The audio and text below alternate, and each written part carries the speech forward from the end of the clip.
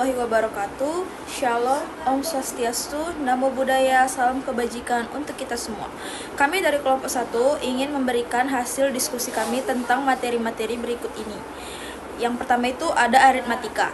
Aritmatika itu dibawakan oleh saya sendiri, yaitu Kesha Andiwinata. Kemudian materi selanjutnya itu ada baris.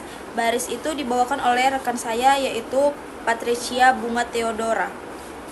Kemudian ada deret. Deret itu dibawakan oleh rekan saya juga yang bernama Sophie Dwipa Azahra. Kemudian yang ketiga itu ada aljabar yang dibawakan oleh saya sendiri, yaitu Kesha Andiwinata. Kemudian ada penyederhanaan, yaitu dibawakan oleh rekan saya, yaitu Sophie Dwipa Azahra. Kemudian ada ketidaksamaan yang dibawakan oleh teman saya, yaitu Patricia Bunga Theodora. Kemudian materi selanjutnya dibawakan oleh rekan saya, yaitu operasi berganda, dibawakan oleh Muhammad Ibrahim. Kemudian pecahan dibawakan oleh rekan saya, yaitu Flora Permata Senja. Kemudian ada desimal dibawakan oleh rekan saya juga yang namanya Flora Permata Senja. Kemudian ada akar dan pangkat yang dibawakan oleh teman saya, yaitu Muhammad Ibrahim. Sekian, lihat video kami ya guys. Bye bye. Assalamualaikum warahmatullahi wabarakatuh. Nama saya Kesha Andiwinata dengan NIM 2405121036. Di sini saya akan menjelaskan tentang aljabar. Apa sih aljabar itu? Aljabar itu merupakan cabang matematika yang menggunakan simbol variabel untuk bagian yang tidak diketahui. Kemudian itu ada penerapan aljabar. Penerapan aljabar itu ada 3. Yang pertama itu dapat menentukan bahan bakar kendaraan, kemudian dapat menghitung jarak dan waktu, terus kemudian dapat menyelesaikan masalah ekonomi. Kemudian itu aljabar itu memiliki unsur-unsur. Unsur-unsur aljabar itu ada 3. Yang pertama itu ada variabel. Variabel itu huruf pengganti bilangan, yaitu X, Y, dan Z. Kemudian itu ada konstanta. Konstanta itu bilangan tetap yang nilainya tidak akan berubah. Contohnya itu 5 sama min 5. Kemudian ada koefisien. Koefisien itu bilangan yang menentukan bilangan variabel. Contohnya itu pada X4 koefisiennya itu adalah 4. Terus kemudian itu ada penyederhanaan. Penyederhanaan dalam aljabar itu ada 2. Yang pertama itu gabungkan suku sejenis. Gabungkan suku sejenis itu contohnya itu kayak 3x ditambah dengan 2x sama dengan 5x. Kemudian itu ada substitusi. Substitusi itu ganti variabel dengan angka tertentu. Contohnya itu jika 2x maka 3x sama dengan 3 dikali 2 sama dengan 6. Kemudian kita masuk ke contoh soal. Contoh soalnya itu yang pertama itu hasil penjumlahan dari min 3 dikurang 6b ditambah 7 dan 13a dikurang min 2b ditambah 4 adalah cara penyelesaian itu min 3a dikurang 6b ditambah 7, 13a 7 ditambah 13a dikurang min 2b ditambah 4 sama dengan min 3a ditambah 13a ditambah min 6b ditambah 2 ditambah 7 ditambah 4 sama dengan 10a dikurang 4b tambah 11. Jawabannya itu ada di C. Sampailah kita di akhir penjelasan dari saya. Ini saya kasih 2 soal kuis. Semoga bermanfaat bagi kalian dan jangan lupa dikerjakan di latihan kalian ya. Bye bye. Perkenalkan, nama saya Patricia Nasution. Di sini saya akan menjelaskan barisan aritmatika. Nah, apa itu barisan aritmatika? Barisan aritmatika adalah deret bilangan yang memiliki pola penambahan tetap, di mana selisih antara 2 suku yang berurutan disebut beda atau D. Setiap bilangan dalam barisan ini disebut suku. Di sini saya akan menjelaskan 2 rumus. Rumus pertama yaitu rumus suku ke N atau UN. Digunakan untuk mencari nilai suku tertentu dalam barisan aritmatika. UN sama dengan U1 ditambah N kurang 1 dikali D. Di sini ada beberapa keterangan. UN adalah suku ke N, U1 adalah suku pertama, N adalah nomor suku yang dicari, dan D beda atau selisih tetap antara dua suku yang berurutan. Rumus kedua yaitu rumus jumlah N suku pertama atau SN. Rumus ini digunakan untuk menghitung jumlah N suku pertama dalam barisan aritmatika. SN sama dengan N per 2 dikali 2 U1 ditambah N kurang 1 dikali D. Di sini ada beberapa keterangan. SN adalah jumlah N suku pertama, U1 adalah suku pertama, N adalah banyaknya suku, dan D beda atau selisih tetap antara dua suku yang berurutan. Sekarang kita masuk ke contoh soal. Diketahui barisan aritmatika 2, 6, 10, 14. Yang pertama, tentukan suku ke-10. Yang kedua, berapakah jumlah 10 suku pertama? Masuk ke penyelesaian. Yang pertama, kita harus menentukan suku ke-10. Diketahui U1 sama dengan 2, D sama dengan 6 kurang 2 sama dengan 4. Jika kita menggunakan rumus suku ke N akan seperti ini. U10 sama dengan U1 ditambah 10 kurang 1 dikali D sama dengan 2 ditambah 9 kali 4 sama dengan 2 ditambah 36 sama dengan 38. Jadi suku ke-10 adalah 38. Yang kedua, kita harus menentukan jumlah 10 suku pertama. Diketahui U1 sama dengan 2, D sama dengan 6 kurang 2 sama dengan 4. Jika kita menggunakan rumus SN akan seperti ini. S10 sama dengan 10 per 2 dikali 2 U1 ditambah 10 kurang 1 dikali D. S10 sama dengan 5 dikali 2 dikali 2 ditambah 9 dikali 4. Sama dengan 5 dikali 4 tambah 36 sama dengan 5 dikali 40 sama dengan 200. Jadi jumlah suku pertama adalah 200. Nah, di sini ada beberapa kuis yang bisa teman-teman kerjakan. Baik, selanjutnya saya akan menjelaskan tentang baris. Baris atau pola bilangan adalah suatu susunan dari beberapa angka yang dapat membentuk sebuah pola tertentu atau susunan yang tetap pada suatu angka. Sehingga diperoleh rumus umum untuk menentukan suku ke N dari suatu pola bilangan. Pola bilangan digunakan untuk menentukan angka-angka berikutnya dalam suatu barisan untuk memahami hubungan antara angka-angka tersebut. Adapun rumus untuk pola bilangan yang pertama ada pola bilangan ganjil. Pola bilangan ganjil itu terdiri dari angka ganjil seperti 1, 3, 5, 7, 9, 13, dan angka ganjil lainnya dengan rumus UN sama dengan 2N kurang 1. Lalu ada pola bilangan genap, itu menggunakan angka genap seperti 2, 4, 6, 8, 10, 12, dan 14 dengan rumus UN sama dengan 2. Selanjutnya ada pola bilangan segitiga. Pola bilangan segitiga ini terdiri dari angka 1, 2, 3, 6, 10, 15, dan 21 dengan rumus U1 sama dengan N dikali N kurang 1 dibagi 2. Selanjutnya ada pola bilangan persegi. Pola bilangan persegi itu terdiri dari angka 1, 4, 9, 16, 25, dan 36 dengan rumus UN sama dengan N pangkat 2. Yang terakhir ada pola bilangan persegi panjang dengan angka 2, 6, 12, 20, dan 30 dengan rumus UN sama dengan N dikali N tambah 1. Di sini saya menampilkan contoh soal untuk pola bilangan. Dapat kita lihat di soal nomor 1 bahwa ada 5 angka pertama, yaitu angka 5, 9, 13, 17, dan 21. Nah, dapat kita lihat bahwa setiap ada angka baru itu ditambah 4. Jadi 5 ditambah 4 itu 9, 9 ditambah 4 itu 13, 13 ditambah 4 itu 17, dan 17 ditambah 4 itu 21. Nah, untuk pola bilangan selanjutnya itu tinggal kita tambah 4 saja. Jadi 21 ditambah 4 sama dengan 25, 25 ditambah 4 sama dengan 29, dan 29 ditambah 4 sama dengan 33. Selanjutnya, untuk soal nomor 2 dapat kita lihat bahwa ada angka 61, 54, 47, 40, dan 33. Nah, setiap pola angka selanjutnya itu dikurang 7. Jadi 61 dikurang 7, 54, 54 dikurang 7, 47, 47 dikurang 7, 40, 40 dikurang 7, 33.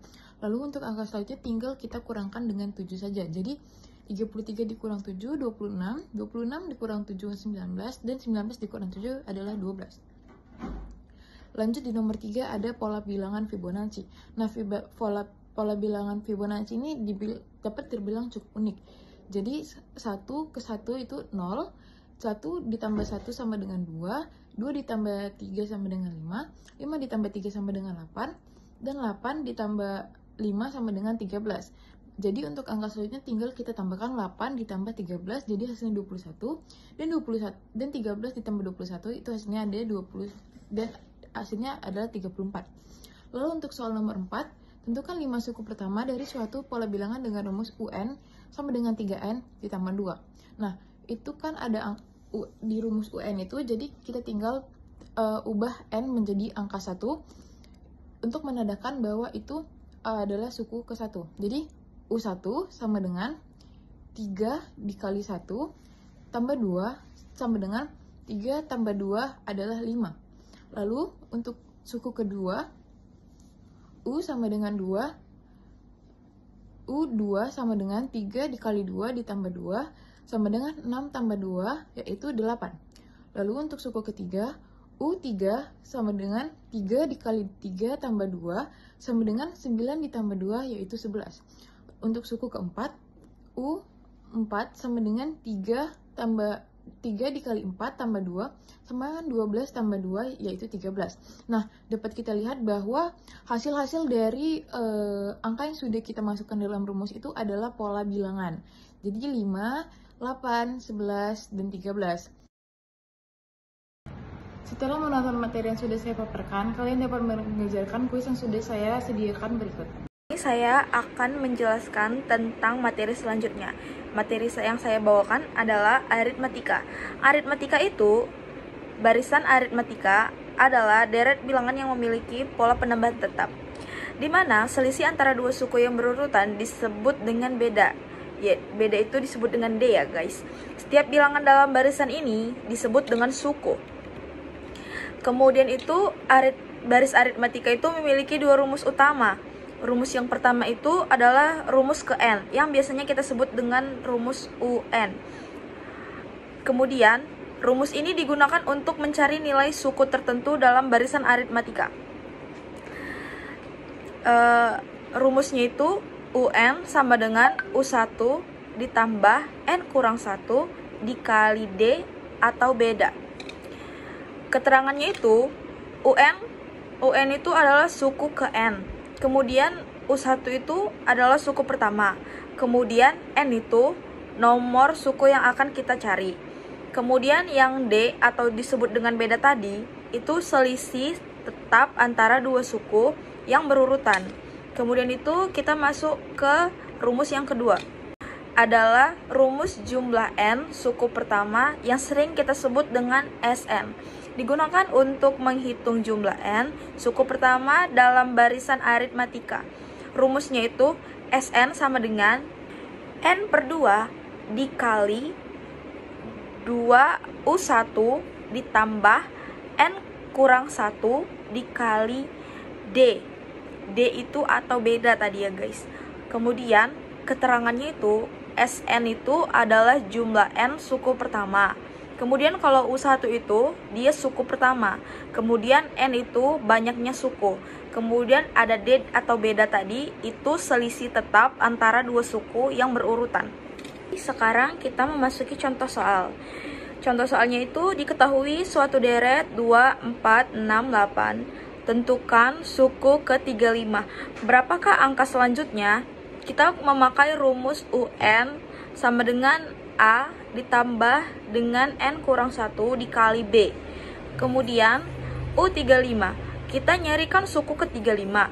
Jadi kita bikin U35 sama dengan 2 ditambah 35 dikurang 1 dikali 2. Kemudian 2 tambah 68 sama dengan 70. Jawabannya itu di A. Sampailah kita di akhir penjelasan dari saya. Ini saya kasih 2 soal kuis. Semoga bermanfaat bagi kalian dan jangan lupa dikerjakan di latihan kalian ya. Bye-bye. Selanjutnya, saya akan menjelaskan tentang penyederhanaan. Nah, menyederhanakan pecahan itu artinya mengubah pecahan menjadi pecahan senilai yang paling sederhana dengan cara membagi pembilang dan penyebutnya dengan bilangan yang sama hingga tidak dapat dibagi lagi. Nah, ini untuk menyederhanakan pecahan, kita juga harus menggunakan bilangan prima seperti 2, 3, 5, 7, 11, dan bilangan prima lainnya. Nah, di sini saya sudah menunjukkan contoh soal untuk menyederhanakan pecahan biasa.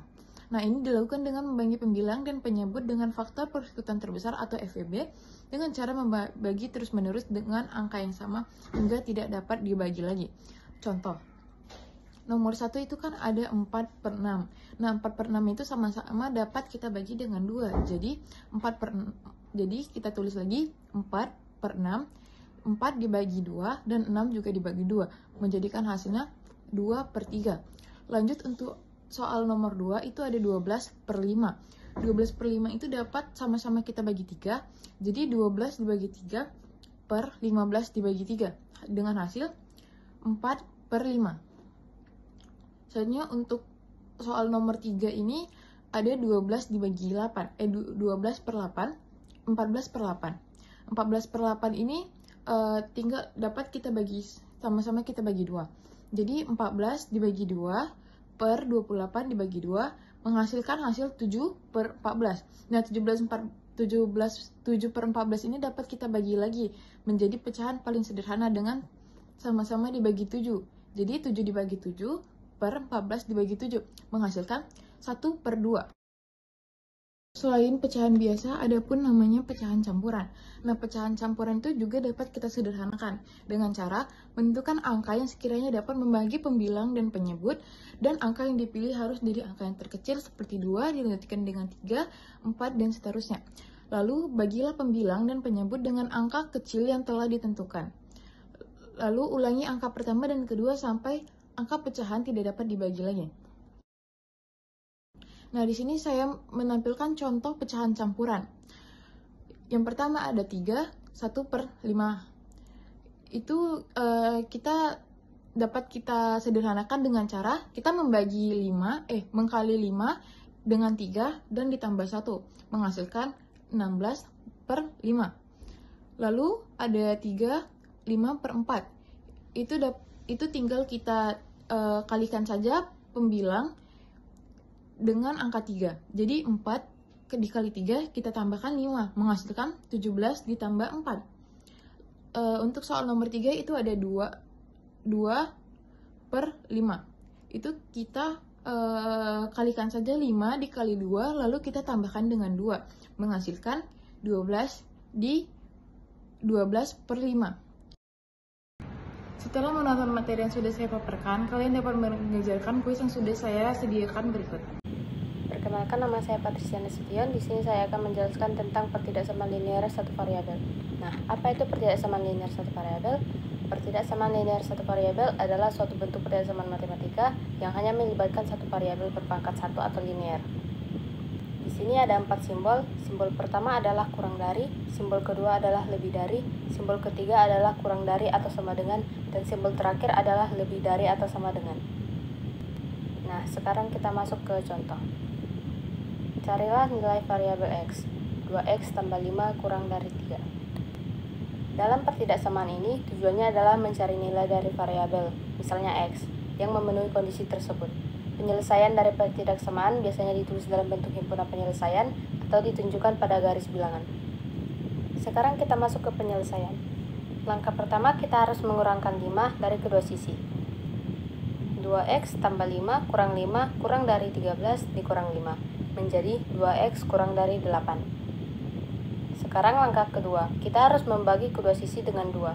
2X per 2 kurang dari 8 per 2 menjadi X kurang dari 4. Nah, himpunan penyelesaiannya itu semua bilangan real yang kurang dari 4. Jika ditulis dalam bentuk himpunan, maka akan jadi seperti ini. X dikali X kurang dari 4. Nah, di sini ada beberapa kuis yang bisa teman-teman kerjakan. Selanjutnya adalah materi operasi berganda yang akan disampaikan oleh saya, Muhammad Ibrahim. Pengertian operasi berganda. Operasi berganda adalah soal matematika yang melibatkan lebih dari satu operasi hitung seperti penjumlahan, pengurangan, perkalian, pembagian, perpangkatan, dan akar. Jadi di dalam satu soal matematika itu ada lebih dari satu operasi hitung. Misalnya di situ ada penjumlahan, lalu juga ada pembagian, lalu juga ada akar dan lain-lainnya. Nah, urutan operasinya yang pertama adalah kerjakan dulu operasi yang berada dalam tanda kurung. Lalu yang kedua, kerjakan operasi yang bersifat perpangkatan dan akar. Dikerjakan dari kiri ke kanan karena dia setara. Lalu yang ketiga, kerjakan perkalian dan pembagian. Dikerjakan juga dari kiri ke kanan. Dan yang terakhir, barulah kita kerjakan penjumlahan dan pengurangan. Nah, di sini ada contoh soal 12 ditambah 6 dikali dalam kurung 10 dikurang 4 tutup kurung dibagi 3. Nah, cara penyelesaiannya itu kita kerjakan terlebih dahulu yang berada di dalam kurung, yaitu 10 dikurang 4. 10 dikurang 4 hasilnya 6. Lalu kita kerjakan perkalian karena kita pertama kali bertemu oleh perkalian, jadi kita kerjakan mulai dari kiri. 6 dikali 6 hasilnya 36. Dapatlah kita 12 ditambah 36 dibagi 3. Selanjutnya kita kerjakan pembagian. 36 dibagi 3 sama dengan 12. Sisalah 12 ditambah 12. Nah, lalu kita kerjakan penjumlahan. 12 ditambah 12 sama dengan 24. Contoh soal berikutnya yaitu 8 ditambah 15 dibagi 3 dikali 2 dikurang 4. Langkah pertama, tentu saja kita mengerjakan pembagian terlebih dahulu karena kita mulai pekerjaan dari kiri. Nah, kita bagikan 15 dibagi 3, hasilnya 5. Tersisa 8 ditambah 5 dikali 2 dikurang 4. Lalu, kita kerjakan perkalian. 5 dikali 2 dapat hasilnya 10. Tersisa 8 ditambah 10 dikurang 4. Nah, kita tinggal kerjakan mulai dari kiri, yaitu 8 ditambah 10, 18. 18 dikurang 4, 14. Dapatlah hasilnya 14. Nah, selanjutnya ada soal kuis yang bisa teman-teman kerjain untuk melatih kepahaman kalian tentang materi operasi berganda. Nah, selanjutnya kita memasuki materi tentang pecahan. Pecahan adalah bilangan yang menyatakan sebagian dari keseluruhan. Contoh, pada gambar ini terdapat 4 potongan pizza, di mana satu potongan sedikit lebih berjarak. Itu menandakan 1/4 potongan pizza. Di dalam pecahan terdapat pembilang dan penyebut. Yang mana sih pembilang? Pembilang adalah angka yang atas. Pada 3/8, pembilang adalah angka 3 dan penyebutnya adalah angka 8. Selanjutnya adalah jenis-jenis pecahan. Pecahan terbagi menjadi 4, yaitu pecahan biasa. Pecahan biasa adalah pembilang lebih kecil daripada penyebut. Contoh, 1/2. Yang selanjutnya adalah pecahan campuran. Pecahan campuran adalah pecahan yang terdiri dari bilangan bulat dan pecahan biasa. Contoh, 7 1/4. Yang ketiga, ada pecahan desimal. Pecahan desimal adalah jenis pecahan yang ditulis dengan menggunakan tanda koma. Contoh, 0,5. Dan yang terakhir ada persen. Persen adalah menyatakan nilai per 100 dan menggunakan simbol persen. Contoh, 70%. Selanjutnya, mengubah pecahan campuran menjadi pecahan biasa. Caranya dengan mengalihkan ke samping lalu ditambah ke atas. Ini pada 3 5/7. Kita harus mengalihkannya dulu ke 7 ke 3. 7 dikali 3 lalu ditambah 5. Hasilnya adalah 26/7. Selanjutnya, menyederhanakan pecahan. Menyederhanakan pecahan adalah proses mengubah pecahan menjadi bentuk paling sederhana. Cara menyederhanakan pecahan yaitu dengan mencari FPB terlebih dahulu, lalu membagi pembilang dan penyebut dengan FPB yang sudah kita cari. Contoh, 15/25. FPB 15 dan 25 adalah 5, sehingga 15 dibagi 5, 25 juga dibagi 5, hasilnya 3/5. Selanjutnya, operasi pada pecahan. Operasi pada pecahan jika penjumlahan dan pengurangan. Apabila penyebutnya sudah sama, tinggal bisa ditambahkan atau dikurangkan. Contoh, 3/8 ditambah 1/8 sama dengan 4/8. Nah, yang kedua, 5/3 dikurang 2/3 itu langsung bisa dikurangkan, hasilnya 1/3 karena penyebutnya sudah sama. Nah, jika terdapat soal pecahan campuran, kita harus mengubah dulu ke pecahan biasa. Contohnya, 1 3/4 ditambah 3 2/3. Itu kita rubah dulu menjadi pecahan biasa. yaitu 7 per 4 tambah 11 per 3. Lalu kita menyamakan penyebutnya dengan mencari KPK dari kedua penyebut. KPK 4 dan 3 adalah 12. Caranya 12 dibagi 4 lalu dikalikan 7, hasilnya 21. Sama juga seperti yang 11 per 3, 12 dibagi 3 dikali 11, hasilnya 44, sehingga 21 tambah 44 per 12, hasilnya 65 per 12. Selanjutnya pada perkalian dan pembagian. Pada perkalian kita bisa langsung mengalihkan pembilang dengan pembilang, penyebut dengan penyebut. Contoh, 2 per 3 dikali 3 per 4, hasilnya 6 per 12. Nah, jika pada pembagian, caranya ubah tanda bagi menjadi kali, kemudian tukar posisi pembilang dan penyebut dari pecahan kedua. Contohnya, 3 per 5 dibagi 4 per 5, sama dengan 3 per 5 dikali 5 per 4. Yang awalnya 4 per 5, kita ubah posisinya menjadi 5 per 4. Operasinya bagi menjadi kali, sehingga hasilnya 3 kali 5 sama dengan 15, 5 dikali 4 sama dengan 20. Nah, di sini terdapat contoh soal. Yang pertama, 5 1 per 4 dikurang 2 3 per 4. Kita ubah dulu menjadi pecahan biasa, yaitu 21 per 4 dikurang 11 per 4, sama dengan 10 per 4. Lalu kita ubah menjadi pecahan campuran kembali, yaitu 22 per 4. Nah, soal yang kedua, 21 per 3 dikali 3 per 4. Kita ubah dulu menjadi pecahan biasa, yaitu 7 per 3 dikali 15 per 4, sama dengan 105 per 12.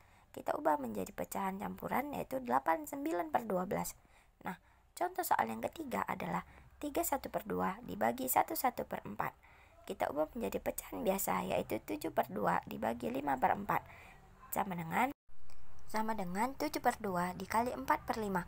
5 per 4 nya itu dibalik menjadi 4 per 5, sama dengan 28 per 10. Nah, kita ubah menjadi pecahan campuran, yaitu 28 per 10 sama dengan 24 per 5. Nah, selanjutnya ini terdapat kuis yang berisikan 4 soal yang bisa kalian jawab di catatan kalian masing-masing ya. Terima kasih. Selanjutnya, kita memasuki materi tentang desimal. Apa itu desimal? Desimal adalah jenis pecahan yang ditulis dengan menggunakan tanda koma. Contoh, 0,7. Mengubah desimal menjadi pecahan biasa. Perhatikan berapa angka di belakang koma. Jika ada 1, berarti per 10. Jika ada 2, berarti per 100. Jika ada 3, per 1000. Dan seterusnya. Contoh, 0,8. Berarti 8 per 10. Contoh kedua, 0,12. Artinya 12 per 100. Nah, contoh yang ketiga, 0,125. Artinya 125 per 1000. Selanjutnya, mengubah pecahan biasa menjadi pecahan desimal. Caranya, dengan membagi pembilang dengan penyebut. Contoh, ubahlah pecahan berikut menjadi pecahan desimal. 13 per 5. Kita memakai sistem pembagian dalam kurung. Nah, 13 di dalam, 5 di luar. 5 kali 2 itu 10. Nah, 13 kurang 10 itu 30. 5 kali berapa yang hasilnya 30? Itu 5 kali 6. Nah, jadi 30 habis. Hasilnya 2,6. Selanjutnya, operasi pada bilangan desimal. Kalau penjumlahan kita bisa tinggal tambah, contohnya 7,2 tambah 24,230 tambah 432,678. Penyelesaiannya 7,2 tambahkan angka 0 di belakang agar lebih mudah menghitungnya. Jadi 7,200 ditambah 24,230 ditambah 432,678. Hasilnya 464,108. Nah, pada pengurangan, kita juga bisa langsung mengurangkannya saja. 54,25 dikurang 12,345. Penyelesaiannya, kita tinggal tambahkan angka 0 pada 54,25 agar lebih mudah menghitungnya. Sehingga hasilnya 54,250 dikurang 12,345, hasilnya 41,905. Nah, sedangkan pada operasi pada bilangan desimal perkalian dan pembagian, perkalian tinggal dikalikan saja. Contohnya 34,5 dikali 0,21. Seperti pada perkalian biasanya, 1 kali 5, 1 kali 4, 1 kali 3, dan seterusnya. Sehingga hasilnya menjadi 7,245. Dari mana sih hasil 0,245-nya itu? Dilihat dari 34 itu komanya 1, sedangkan 0,21 di belakang koma ada 2 angka. Nah, tinggal tambahkan aja. Yang di bawah 2, yang di atas 1. Berarti artinya ada 3 angka di belakang koma. Pada pembagian, kita juga menggunakan pembagian dalam kurun. Contohnya, 286,3 dibagi 14. Penyelesaiannya, 286,3 di dalam, dan sedangkan 14 yang di luar. Sehingga hasilnya 20,45. Contoh soal pertama, 45,356 ditambah 23,678. Penyelesaiannya tinggal kita tambah 45,356 ditambah 23,678. Sehingga hasilnya 69,034. Contoh soal kedua, 56,48 dikurang 45,569. Nah, seperti yang saya bilang sebelumnya, kita tinggal menambahkan angka 0 jika pengurangnya itu terdapat 3 angka di belakang koma, sedangkan yang pertama tidak. Jadi hasilnya 56,480 dikurang 45,569. Hasilnya menjadi 10,911. Contoh soal ketiga. Selanjutnya kita masuk ke materi terakhir, yaitu materi akar pangkat. Pengertian akar pangkat. Akar pangkat adalah kebalikan dari operasi perpangkatan. Akar pangkat ditulis dengan simbol akar seperti tanda centang untuk akar kuadrat, dan akar pangkat 3 centang lalu dipangkatkan 3 di sebelah kiri untuk akar pangkat 3. Contohnya akar 25, akar kuadrat 25 sama dengan 5, karena 5 pangkat 2 sama dengan 25. Lalu akar pangkat 3 27 atau 27 akar pangkat 3 sama dengan 3, karena 3 dipangkatkan dengan 3 hasilnya 27. Akar pangkat ini adalah kebalikan dari operasi perpangkatan, karena misalnya 5 pangkat 2 sama dengan 25, karena 5 dikali 5 hasilnya 25. Sedangkan di akar pangkat itu misalnya akar pangkat 25 sama dengan 5, karena kita mencari angka berapa yang jika dipangkatkan 2 itu hasilnya 25, maka jawabannya adalah 5. Sama juga seperti akar pangkat 3 dari 27, kita mencari angka berapa yang jika dipangkatkan 3 hasilnya 27, maka jawabannya adalah 3, karena 3 dikali 3 dikali 3 hasilnya 27. Selanjutnya kita masuk ke notasi umum. Akar kuadrat A sama dengan B, artinya B dipangkatkan 2 menghasilkan A. Lalu akar pangkat N dari A sama dengan B, artinya B jika dipangkatkan dengan N hasilnya adalah A. Nah, seperti yang teman-teman bisa lihat di layar, akar kuadrat dilambangkan dengan akar seperti tanda centang. Lalu akar pangkat 3 dibuat pangkatnya di sebelah kiri 3, akar pangkat 4 juga dibuat pangkatnya di sebelah kiri 4, dan seterusnya. Selanjutnya kita masuk ke contoh soal akar kuadrat. Akar kuadrat dari 64 sama dengan, maka jawabannya adalah 8, karena 8 dipangkatkan 2 ataupun 8 dikali 8 menghasilkan 64, maka akar kuadrat dari 64 adalah 8. Lalu contoh akar kuadrat selanjutnya yaitu akar kuadrat dari 100, maka jawabannya adalah 10, karena 10 dipangkatkan 2 atau 10 dikali 10 akan menghasilkan 100, maka akar kuadrat dari 100 sama dengan 10. Selanjutnya kita masuk ke contoh soal akar pangkat 3. Akar pangkat 3 dari 125 sama dengan, maka jawabannya adalah 5, karena 5 dipangkatkan dengan 3 atau 5 dikali 5 dikali 5 akan menghasilkan 125. Maka akar pangkat 3 dari 125 adalah 5. Lalu akar pangkat 3 dari 8 adalah 2. Karena 2 dipangkatkan dengan 3 ataupun 2 dikali 2 dikali 2 maka akan menghasilkan 8. Makanya akar pangkat 3 dari 8 adalah 2. Contoh selanjutnya yaitu contoh soal campuran. Akar kuadrat 81 ditambah akar pangkat 3 dari 27 sama dengan, maka jawabannya adalah akar kuadrat dari 81 sama dengan 9, karena 9 dikali 9 akan menghasilkan 81. Lalu akar pangkat 3 dari 27 sama dengan 3, karena 3 dipangkatkan dengan 3 ataupun 3 dikali 3 dikali 3 akan menghasilkan 27. Maka didapat 9 ditambah 3 akan menghasilkan 12. Berikutnya, ada soal kuis yang bisa teman-teman kerjain buat menambah kepahaman kalian tentang materi akar pangkat. Sekian video dari kelompok kami. Terima kasih buat teman-teman yang sudah menonton sampai akhir, dan semoga ilmu yang disampaikan oleh kelompok kami bermanfaat dan berguna bagi teman-teman, dan semoga teman-teman memahaminya. Mohon maaf jika ada kesalahan dan kekeliruan dari kelompok kami. Terima kasih sebelumnya. Wassalamualaikum warahmatullahi wabarakatuh. Shalom, Om Swastiastu, Namo Buddhaya, salam kebajikan, dan salam sejahtera bagi kita semua.